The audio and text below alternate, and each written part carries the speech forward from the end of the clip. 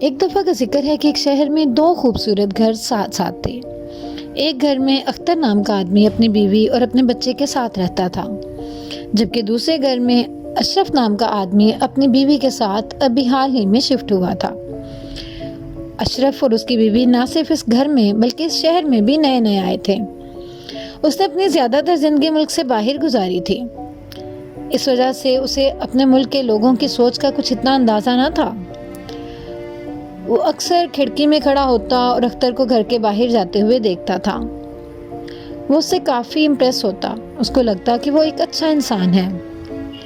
جب وہ صبح کو واک کر کے واپس آ رہا ہوتا تو اشرف اکثر اس کو ملنے لگ گیا، اس کے ساتھ موسم کی باتیں کرتا، شہر کے بگڑتے ہوئے حالات کی باتیں کرتا اور دوسرے ملکوں کے بارے میں معلومات بھی فراہم کرتا تھا۔ اختر اکثر اس سے اس کے معاملات کے بارے میں بات کرتا رہتا۔ پھر ایسا ہوا کہ اشرف کو چند دنوں کے لیے ملک سے باہر جانا پڑ گیا، تو اس کے پاس کچھ قیمتی چیز تھی جس کی وہ ساتھ نہیں لے کے جا سکتا تھا، تو اس نے سوچا کہ کیوں نہ وہ اختر صاحب کے حوالے کر دوں۔ خیر وہ اختر کے پاس آیا اور اس سے کہنے لگا، بھائی اس بیگ میں میری ایک قیمتی چیز ہے جو میں تمہارے پاس رکھ رہا ہوں، جب میں واپس اپنے ملک میں آؤں گا تو میں تم سے یہ لے لوں گا۔ اختر نے پوچھا، آخر ایسا کیا ہے جو تم ساتھ نہیں لے کے جا سکتے؟ تو اشرف نے کہا، بھائی اس بیگ میں سونا ہے، میں وہ سونا امانتاً تمہارے پاس رکھ رہا ہوں۔ اختر نے کہا، ہاں ٹھیک ہے، کیوں نہیں، تم جیسے ہی واپس آؤ مجھ سے اپنی امانت واپس لے لینا۔ اشرف تو خیر چلا گیا۔ چند دن بعد اختر نے وہ سونا اپنی بیوی کو دکھایا۔ اس کی بیوی ایک لالچی عورت تھی۔ وہ کہنے لگی کہ اتنا قیمتی سونا کیا ہم اس کو واپس لوٹا دیں گے؟ تو اختر بولا کہ ظاہر ہے اس نے امانتاً ہمارے پاس رکھوایا ہے۔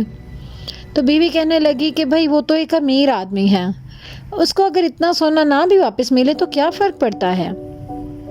اختر کے دل میں بھی لالچ آ گیا، کہنے لگا، ہاں کہتی تو تم ٹھیک ہو۔ اور اس طرح دونوں نے ایک منصوبہ بنا لیا۔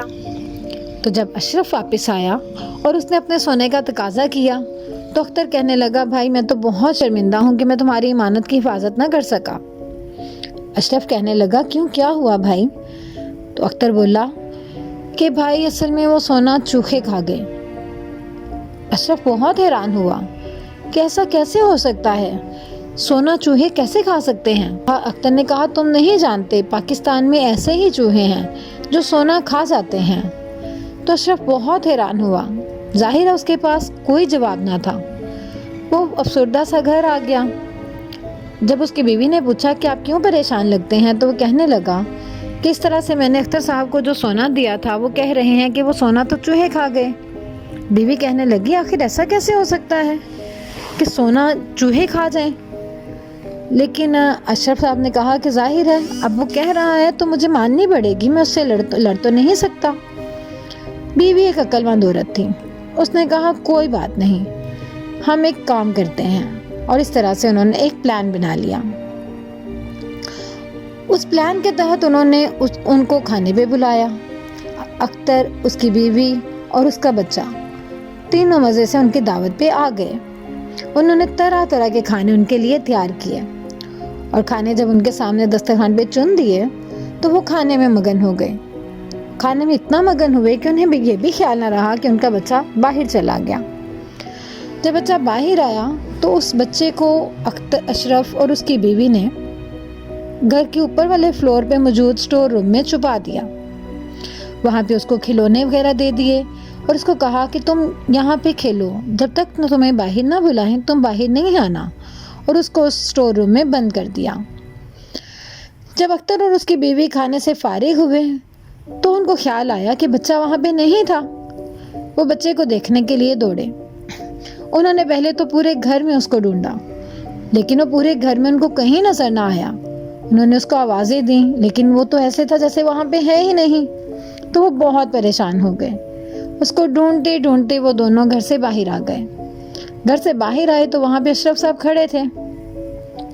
انہوں نے اشرف سے کہا کہ بھائی ہمارا چھوٹا بیٹا نہیں مل رہا، کیا آپ نے اس کو دیکھا ہے؟ تو اشرف کہنے لگا، ہاں وہ تو میں نے دیکھا ہے، اسے تو چیل لے کے جا رہی تھی۔ اختر تو بہت حیران ہوا، وہ اور اس کی بیوی کہنے لگے یہ کیسے ممکن ہے کہ چیل بچہ لے جائے؟ تو اشرف کی بیوی اتنے میں اندر سے آ گئی اور کہنے لگی اختر بھائی کیسے ناممکن ہے، آپ کو پتہ نہیں پاکستان کے چوہے سونا کھا جاتے ہیں، تو کیا پاکستان کی چیلیں بچے نہ لے اڑیں گی؟ اب تو اختر بہت شرمندہ ہوا، کہنے لگا بھابی جان معاف کیجئے گا، اصل میں میرے دل میں لالچ آ گیا تھا، میں ابھی آپ کو آپ کا بیگ لوٹا دیتا ہوں۔ وہ فوراً گھر کے اندر گیا، سونے سے بھرا ہوا بیگ لا کے اشرف کے حوالے کر دیا، اور اشرف کی بیوی نے بھی فوراً گھر کے اندر گئی اور اسٹور روم میں سے ان کے بیٹے کو باہر لے آئی، جو کہ خوش موڈ میں تھا، نہ تو ڈرا ہوا تھا نہ ہی پریشان۔ یہ دیکھ کے اختر اور اس کی بیوی بہت خوش ہوئے کہ ان کا بچہ صحیح سلامت واپس آ گیا تھا، اور اس طرح سے اشرف اور اس کی بیوی نے بہت عقل مندی سے اختر کو اس کی چالاکی کا سبق سکھا دیا۔ تو پیارے بچوں، ہمیں بھی نہ تو کبھی لالچ کو اپنے اوپر غالب آنے دینا چاہیے، اور نہ ہی کبھی اس طرح کی حرکت کرنی چاہیے کہ کسی کو ہماری وجہ سے کوئی نقصان پہنچے، کیونکہ جو کسی کے لیے نقصان کرتا ہے اس کا اپنا بھی نقصان ہوتا ہے۔ اس لیے ہمیشہ دوسروں کے فائدے کی بات کریں تاکہ اپنا بھی فائدہ ہو۔